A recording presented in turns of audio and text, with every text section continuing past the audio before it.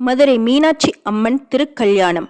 பங்குனி உத்திரம் தினத்தன்று நடைபெறும் மதுரை மீனாட்சி அம்மன் திருக்கல்யாணத்தில் கலந்து கொள்வது பெரும் பாக்கியம்.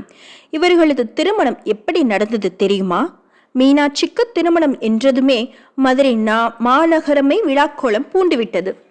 நாட்டின் அரசிக்கு திருமணம் என்றால் சும்மாவா? மக்கள் எல்லோரும் மகிழ்ச்சியில் திளைத்து கொண்டிருந்தனர்.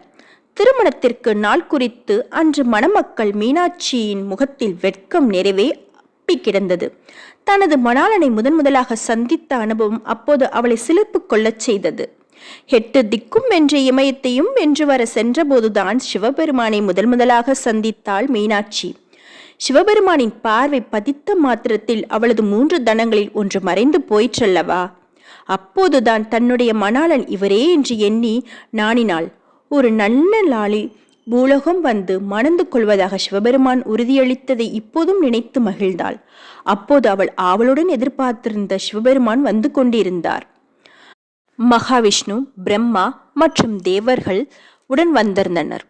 புலித்தோலை ஆடையாகவும் பாம்புகளை அணிகலன்களாகவும் கொண்டு காட்சி தரும் சிவபெருமான் அந்த கோலத்தில் மாறியிருந்தார். சுந்தரேஸ்வரராக மதுரை மாப்பிள்ளையாக வந்தார். பங்குனி உத்திர நாளில் நல்ல நேரம் வந்ததும் மீனாட்சியின் கழுத்தில் மாங்கல்ய நான் பூட்டி தனது மனைவியாக ஏற்றுக்கொண்டார். திருமணம் முடிந்ததும் தடபுடலாக விருந்து நடக்கும் அல்லவா? அது மீனாட்சி கல்யாணத்திலும் நடந்தது. மலை போல் சாதம் சமைக்கப்பட்டது. அதில் ஒரு பகுதி மட்டுமே காலியாக இருந்தது.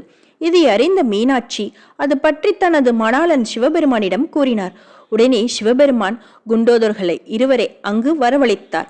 மீதமுள்ள சாதம் பலகாரங்களை சாப்பிடுமாறு அவர்களை பணிந்தார். அவர்கள் இருவரும் அடுத்த சில நிமிடங்களை அத்தனை உணவு வகைகளையும் பலகாரங்களையும் வேகமாக தின்று தீர்த்து விட்டனர். தாகத்தை தணிக்க பெரிய அண்டாக்களில் இருந்து தண்ணீர் மடக்கு மடக்கு நின்று குடித்தனர். பெரிய அண்டாக்கள் எல்லாம் அவர்களுக்கு சிறிய டம்ளர்கள் போல் இருந்தன. அந்த தண்ணீர் அவர்களுக்கு போதவில்லை. தாகம் தாகம் என்று கத்தினர். அப்போது சிவபெருமான் தன் கையை வைத்து அங்கு ஒரு நதியை உருவாக்கினார்.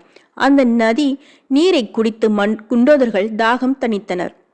சிவபெருமான் தன் கையை வைத்து உருவாக்கியதால் அந்த நதி வைகை ஆயிற்று. இதுதான் மீனாட்சி திருக்கல்யாணத்தின் வரலாறு.